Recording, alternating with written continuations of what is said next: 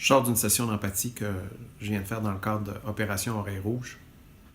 Et je trouvais que la situation que la personne m'a parlé, c'était une situation typique autour de « mais qu'est-ce que je m'en vais faire dans une soirée de famille où j'ai presque pas de lien avec personne? La seule bonne raison pourquoi je dis oui, c'est parce que je veux faire plaisir à ma mère. Qu'est-ce qu'on peut faire dans cette situation-là? » Voici quelques trucs. 1. Se lier à pourquoi on y va. Si vous avez décidé d'y aller, peu importe la raison, faire plaisir à votre mère, faire partie de la gang, essayez de vous connecter à cette raison-là. Si vous avez décidé d'y aller, c'est parce qu'il y a quelque chose. Des fois, c'est pas évident, mais juste d'y réfléchir. Deuxièmement, être vraiment conscient des attentes que l'on a par rapport à cette soirée-là ou cette journée-là. Souvent, nos attentes sont démesurées par rapport à notre famille.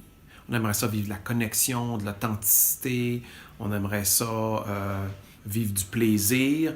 Et dans le contexte, c'est extrêmement difficile. Donc, être vraiment, avant même d'y aller, dire qu'est-ce qui est réaliste, quelles attentes je peux avoir envers moi-même, puis envers les relations que je vais développer.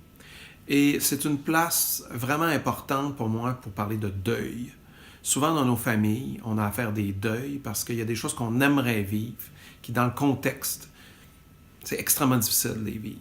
Mais si j'arrive si j'ai fait mon deuil, que ça n'arrivera pas, j'arrive avec plus d'ouverture. Mon cœur est plus ouvert à ce qui se passe. Versus fermé, versus je vous en veux parce que vous ne me donnez pas ce que je veux.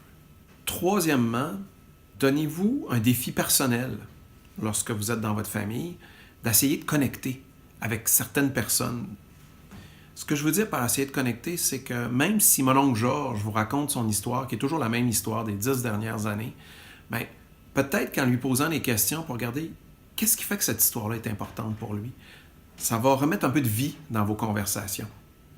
Essayez de connecter aux besoins qu'il y a derrière ça. Même connecter à qu'est-ce qui fait que c'est très stimulant pour lui de parler de cette histoire-là. Ça augmente les chances que ça soit intéressant pour vous et pour lui et d'aller peut-être dans un lieu différent, dans une conversation qui est différente.